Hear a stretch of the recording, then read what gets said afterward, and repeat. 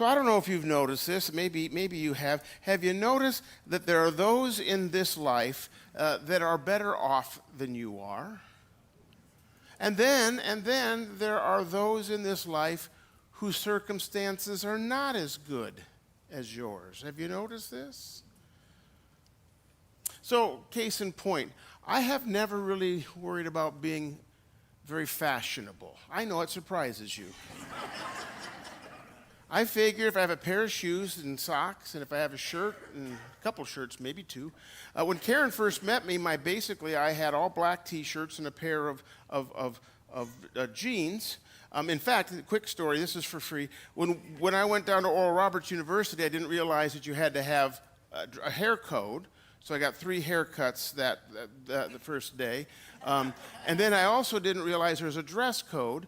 So I borrowed my roommate's car. I went to Walmart and found a black tie because that's all I had. That's all I could afford, and that's what they had.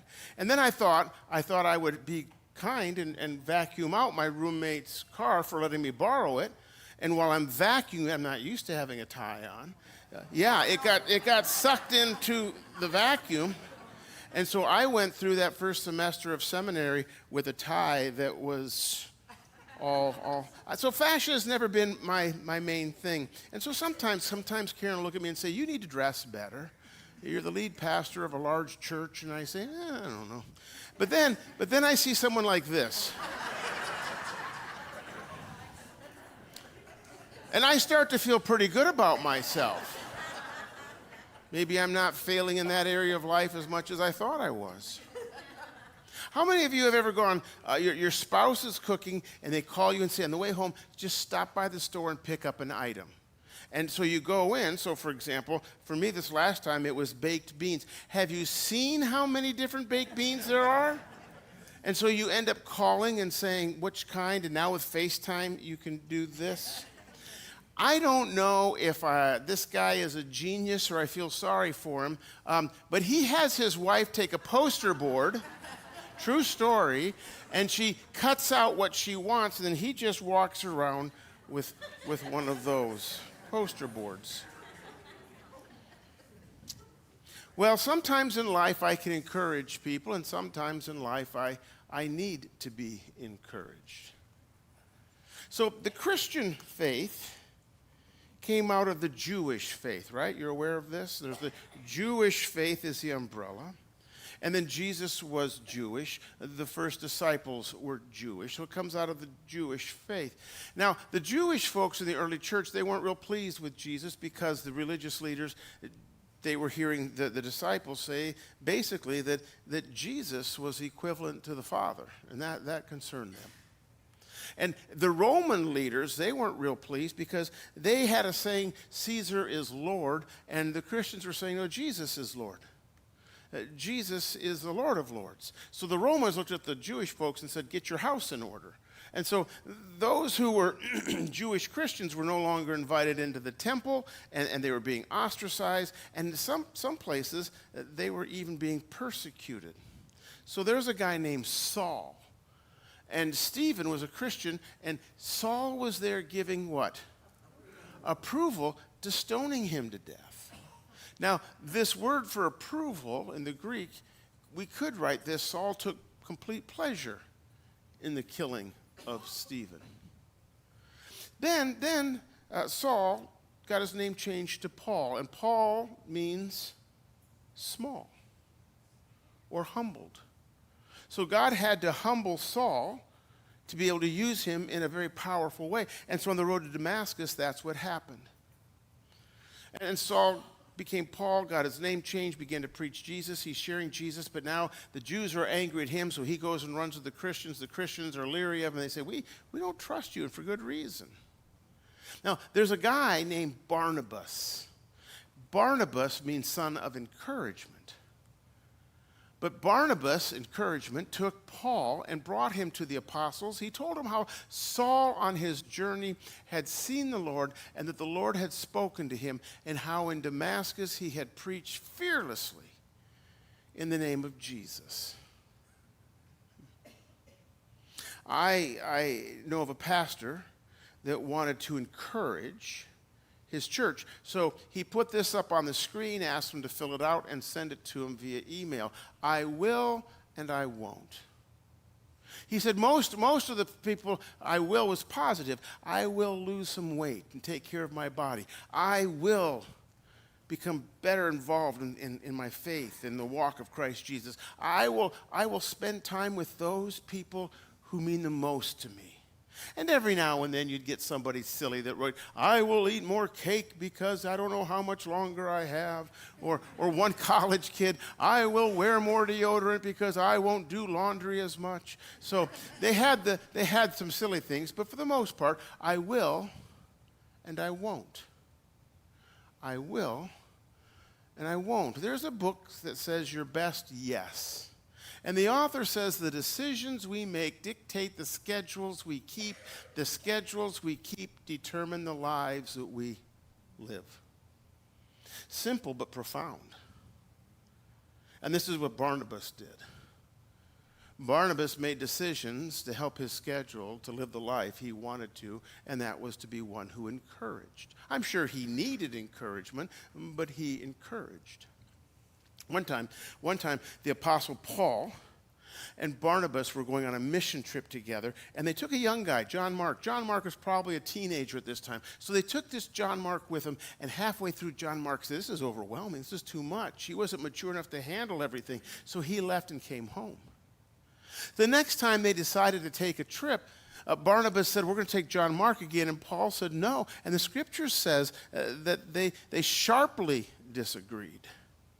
So Barnabas took John Mark, and Paul took Silas.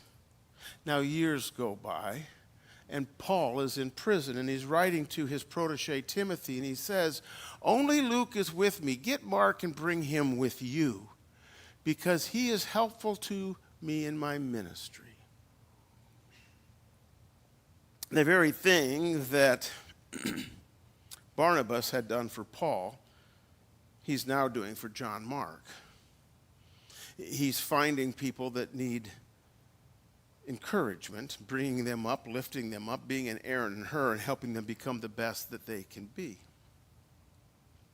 John Weiss says this: someone says or does something dumb to you, or you pick up your phone and scroll through social media, or you watch the nightly news, and you see the dumb things going on in the world, and it just drains and discourages you. Most of our discouragement comes from the fact that people don't use their brains, and it affects you. I would say it's because they're living out a very selfish, hardened heart. And he gives an example. He was at a soccer game. At the soccer game, it was an elementary soccer game. And so just little kids running around, and they have halftime. And across the field was one of the parents of the other team, and then she sauntered across the field as she was going to her parking car. And she was drinking a bottle of water, and halfway through she finished it, and she just threw it on the field. A dumb thing to do. It irritated him. So he ran out, and he picked up the bottle, and he chased her down. He said, excuse me, ma'am, you dropped your bottle. I know you wouldn't want it out on the field where the kids are playing, so here you go. You're welcome, right? Would you agree with me that we live in a world that does stupid things? They say and do stupid things, and then would you agree with me that sometimes we get caught up in it? That we focus on it. We know we shouldn't, but we focus on it, and pretty soon we're getting all riled up over stupid things. Because there's dumb things that happen in the world today. And that's why when we see somebody whose heart has actually been transformed, somebody whose heart has been softened and not hardened, somebody who's actually living out their faith and not just talking about it, it encourages us, right? It encourages us. So this is Paige Hunter. She lives in England. Now, where she lives in England, there is a well-known bridge that forever has been a place where people go to commit suicide, to jump off the bridge. She knows because she was there in 2018 ready to jump. 2 men walked by, happened to see her, and coaxed her off the bridge, shared the gospel with her, and she became a follower of Jesus. So now what she does is she writes little encouraging notes Usually on the bottom or the back is a 24-hour prayer number or a 24-hour suicide hotline. And then she laminates it, and she goes over every 2 weeks, and she makes sure that they're on the bridge. Now, one day the police showed up to her place and knocked on the door. And they said, "Are you Paige Hunter?" She goes, "Yes." "Are you the one that's putting things on the bridge?" And she thought, uh-oh. And she said, "Yes." And they said, "You know you've been doing it for a year now." And she said, "I didn't realize it had been a year." And they said, "It's been a year. We've been tracking it. We just wanted you to know in this last year, there are 6 people that we know of that did not commit suicide because they read that note and made the phone call. We just wanted to say, well done. Well done." Or Terry Muck. Terry Muck and his wife was fighting cancer. The medical bills were getting very, very steep. They lost their house. They moved to a smaller, downsized to a smaller home in a new neighborhood. And he's got his wife, and he's trying to keep his job and everything going. He didn't have time to take care of the lawn. And the neighbor noticed that, and this is a pretty well-groomed neighborhood, so the neighbor walked over and knocked on the door and said, "Hey, I know you all just moved in a while ago. If you don't own a lawnmower, you can use mine anytime you want." And he wasn't trying to be a smart aleck, he was just trying to be friendly. So Terry shared with him what was going on in his life. The guy said, "You know what? I'll take care of your lawn. I'll take care of your lawn this summer. Don't worry about it. I can come over and mow it." He went back and he told his wife. His wife called a couple of the neighbors. The women began once a week to drop off some casseroles. It didn't take long before Terry's wife passed away. The neighbor didn't know her, but understood what was going on, took the day off, and went to the funeral. And so he's sitting in the funeral with a bunch of people he doesn't know, and he sees Terry at the very front. The funeral's over. Terry's not shaking hands, not going down to the basement for sandwiches or anything like that. He said Terry was in a trance and just walked right out of the church. The neighbor was a little nervous. He wanted to make sure that Terry didn't do anything silly, so he began to walk and follow him. The neighbor said he followed him for probably an hour and a half to 2 hours before Terry finally turned and noticed he was behind him. Didn't say a word and just went like this. And they just started walking together without saying a word. And then it started getting dark, and the neighbor said, "Hey, Terry, let me buy you dinner. Let's go to the diner." And Terry says, "I go to church now, my neighbor's church." A faith that can produce the kind of caring and love my neighbor showed me is something I want to learn more about. I want to love and be loved like that for the rest of my life. We've been studying the book of Hebrews. I don't know about you, but I've enjoyed the study very much, just digging deep into it. Hebrews sometimes isn't talked about that much because it's a heavy book on Christology. Now, Christology is just a fancy way of saying Christ and the study of Christ. Christology. Because what he's telling us is Jesus is more than just a man. He's not just a moral teacher. He's much, much, much more than that. He's greater than the angels. He's greater than Abraham or Moses or Noah. He's greater than the high priest. He's started a greater covenant, a greater way to get into access of the Father, a greater way to live life, a greater way for us to be followers of Jesus. But if we're going to believe that Jesus is who he says he is, and we're going to actually say that we're followers or disciples or apprentices of his, then our lives should be different. We should have the fruit of the Spirit: love, peace, patience, kindness, gentleness, self-control. We should have that joy inside of us. We should not be the ones that are greatest complainers. We should be the greatest encouragers. So in Hebrews chapter 13, he simply says, keep on loving one another as brothers and sisters. Now, this is just 2 words in the Greek. Meno, which means to remain or abide, to live, and phileo, which is where we get the word Philadelphia, brotherly love. Remain in brotherly, sisterly love. Take care of one another. But then it says, do not forget to show hospitality to strangers, For by so doing, some people have shown hospitality to angels without knowing it. So he's talking about Abraham in Genesis chapter 18 as a reference, but he's talking about life in general. Hospitality was different back then. Hospitality, if I'm going from A to B, they didn't have hotels or motels.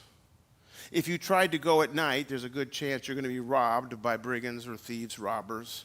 So what you'd do is you'd just go up to a stranger's house, you'd knock on the door, I'm a traveler, can I have hospitality? You hope they'd let you sleep on top of the house or maybe even inside the house, at the very least right by the door, and you would give them some of the limited food you have. You were big on hospitality because you never know when you needed hospitality. We have hospitality. We do things a little bit differently, but we have hospitality. Kate Sieg is in charge of our hospitality team right now. Cheryl Meyer was for years. Kate's done a wonderful job taking over. So I knew we were going to miss a lot of folks from family camp. I knew we were going to be missing. I think we had 20 to 30 people that called and said, hey, we're going to be on vacation. We knew that we were going to be missing a lot of folks. So I called Kate on Tuesday afternoon and said, hey, Kate, is there any way we can have some cake this week? And she said, it's Tuesday afternoon, Creighton. I said, I know. But we have so many people gone, and I just want us to have time to slow down, and for those that are here, to enjoy some cake and enjoy conversation. She goes, I suppose you want fruit too. And I said, oh, that'd be lovely, thank you. She didn't complain. So there has been a team that's been showing up off and on since about 7 o'clock this morning making sure their coffee, because they do that every week. Do you know there's a team every week that when you're getting your coffee and your hot chocolate or whatever making a mess, they're walking in and cleaning up without you even noticing. You know, when we all leave, they're the last ones to leave, and now it's even intensified because they're cutting the cake, getting the cake all around. Hospitality. Hospitality maybe this fall when we do a 6-week study and we need a place to be at. And you're like, well, I've got a room, a house that's big enough and comfortable enough. Be hospitable, because you don't know who's going to show up to that small group and who's God's going to touch their heart and how it's going to affect them and change them. And remember those in prison. I had a guy say, you know what? I bless those that are called to prison ministry. And I say, I don't know how many are actually called to prison ministry. I'm sure there's some. I believe some are called there. But I said, really, I think most of us are just called every now and then to get out of our comfort zone, to somehow be the hands and feet of God. I love this line. Remember those in prison as if you were together with them in prison. Because when they talk about prison, they're talking about people who are followers of Jesus that are thrown in jail because of their faith in Jesus Christ. So I looked up online from Open Doors. That's where they kind of keep track of all of this. And there are about 5,000 people so far in the world just this year, since January, that have been killed specifically for their faith in Jesus Christ. I remember one time talking to one of our bishops. He had just come back from Africa, and I said, how was that? I was just making polite chit-chat. How was Africa? He goes, oh, Creighton, you haven't worshiped until you've been at a place in Africa where people are walking 5 to 10 miles. They get up early in the morning, or else they come late at night and spend the night. And there's no building. We're just out behind underneath this big tree. And they bring their food and their lunch, and they share it with one another, because we start early and they don't end until the end of the day. And they're praying for each other, and they're praying for God to pour out His Spirit. And they're hungry. You better have a 4 to 5 hour sermon ready to go of preaching and teaching, because they're going back home where it's illegal to be a follower of Jesus, where they're going to have to go back and do things discreetly or find themselves imprisoned and maybe even worse, killed. I've told you all, if you hang around long enough, your pastor will disappoint you. And I've shared with you, it's not going to be any great thing, anything that's going to embarrass you so much. But I will disappoint you, and here's one of them. I don't know if I've prayed for my brothers and sisters who are in prison the last week. I pray for them. I don't know if I've done it lately. But if you were together with them in prison, if I was in prison somewhere and I'm being persecuted and I know you're living on the fat of the land, I would hope you're praying for me at least.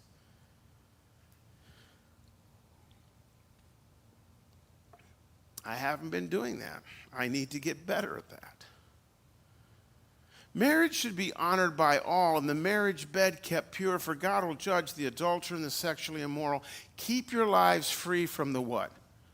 Love of money, and content with what you have. You can be sinning with idolatry and not have any money because you hunger for money. Money is not the sin. The love of money is. Anytime you begin to idolize money over Jesus, we're in trouble. So you have to learn to be content. But I want to go back to this term of marriage.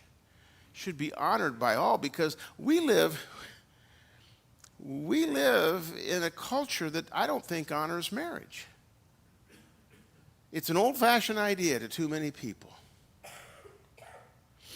This is Southeast Christian Church. Any Sunday, there's about 28 to 30,000 people there. I've been to this church. They have an escalator that goes up 3 different floors, and you watch the service looking down upon it. There's about 50,000 when you take in their satellites. I know this church and know it well. Bob Russell used to be the pastor. I know it because it's in Louisville, Kentucky. And when I was doing my doctorate in 1999, we went to church. Part of what we did is we went all over the world looking at all the churches of what they might be doing that was interesting. We went to this church, and then we spent an hour and a half asking him questions and having lunch with him. Then when we were done, we went and played basketball. There were about 12 of us that keep in shape would play basketball. And so it was at this beautiful basketball court where my 1/8 of an inch skying jump got up to 1/4 of an inch, and we were playing basketball. And I was guarding this big galoot named David Wayne Blackmer, and he turned around for a shot. And I went and I blocked it, but I came down wrong, and I spiral fractured my tibia, and I ripped my meniscus in half and off completely, and I was on crutches for a year. So when people ask me, Creighton, you have back issues, what did you do? Was it the road construction? Could have been. Was it the motorcycle and the accident? Could have been. But honestly, nothing started happening until that, because it's all on my left side that's messed up, and this is where the orthopedic surgeons point back to. And that is why David Wayne Blackmer came and pastored here, because I threatened to sue him if... No, it wasn't Dave's fault, but let's not tell him that. Then they'll be off the hook. I was listening to a podcast a couple weeks ago. The guy's a very well-known pastor, but he's young and hip, and he's stylish, and I'm not, so I don't remember him or know him. But when he was a sophomore in college, he was feeling the call to go into ministry, so he called the senior pastor, Bob Russell's secretary, and wanted to get on his calendar. And so she said, what's it for? And he explained. How old are you? Explained. And she said, okay, I have you scheduled for 2 years from now, September 13th. And he went, okay. Because she wanted to see if he was going to be legitimately excited or just somebody trying to get a hold of Bob Russell. Bob Russell's a very busy man. So 2 years went by. September 13th showed up, and he went, and he was all excited. He sat down, and he spent time, 2 hours with Bob Russell, peppering him with questions. He said, I don't know any more questions to ask. Dr. Russell, what do you think I should ask? And he smiled and said, you haven't asked one of the most important questions yet. And it has nothing to do with you going into the ministry. I don't care if you're going to be a bookkeeper. I don't care if you're going to be a teacher. I don't care if you're going to be a plumber. But if you're going to be a Christian, this should be one of your very first questions. Are you evenly yoked when you get married? And if you're not, are you willing to do the heavy lifting and praying to get there? Because he said, I promise you, if you go into ministry, if you go into teaching, if you go into any profession in your life, there will be opportunities for you to walk away.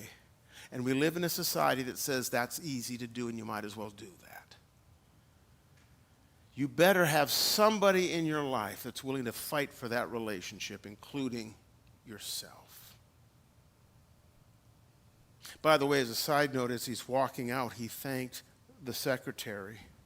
And she goes, do you know what a gift you've just been given? He goes, yes, 2 hours with Bob Russell. She says, oh, bigger than that. Do you remember the date? September 13th, 2001, 2 days after 9/11.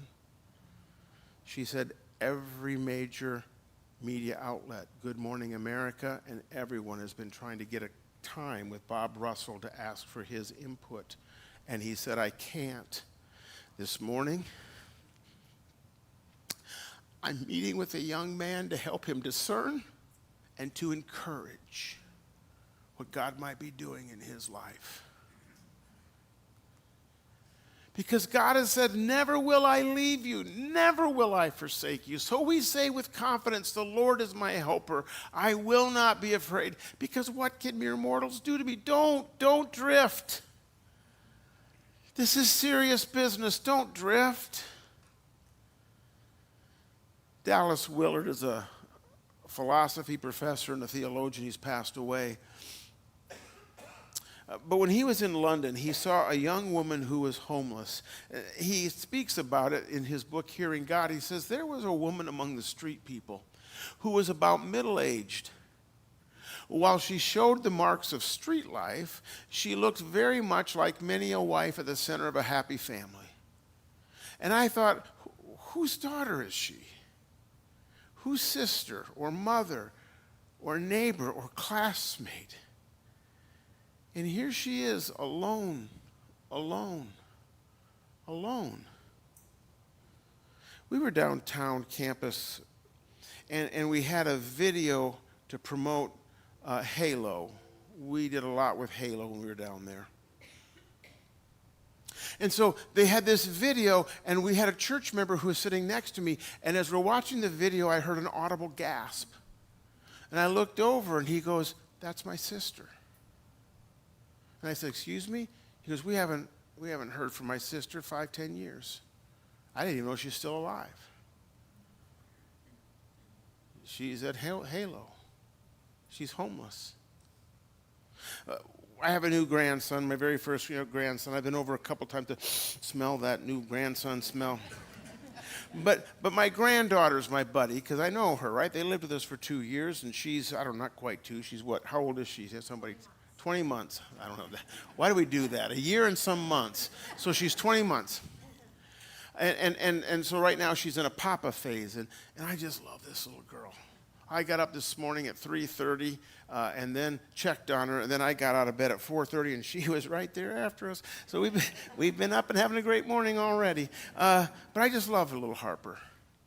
And I don't know about you, but it is with my kids. Did you do this? Did you, when you hold that baby, did you have just a moment where you stared at that baby and you thought of all the things that this baby might do and could be? And you're a little overwhelmed with it all. So I look at little Harper. Sometimes I'll just look at her and I can just see her little mind working. My favorite thing right now is just to hear her in the back seat, or she talks a lot when she's with us, just hearing her babble and listening. And the other day I said, hi Harper, are we friends? And she said, buddies. She's my buddy. But maybe she's going to grow up, and maybe she's going to have brothers and sisters, and maybe she's going to grow up and she's going to have friends and classmates, and who knows where she's going to be. We all have folks that are alone. He continues, he says, a similar but even more profound feeling had come over me when our first child was born. I realized painfully that this incredibly beautiful little creature we had brought into the world was utterly separate from me, and that nothing I could do would shelter him from his aloneness in the face of time, his aloneness in brutal events, the way he'll feel alone in the meanness of other human beings, his own wrong choices, the decay of his own body, and finally death. When our kids went to kindergarten, I remember we put them on the bus, and then Karen and I jumped in the car, and we followed them all the way to the school. And we realized at some point they're them. There's nothing I can do about it.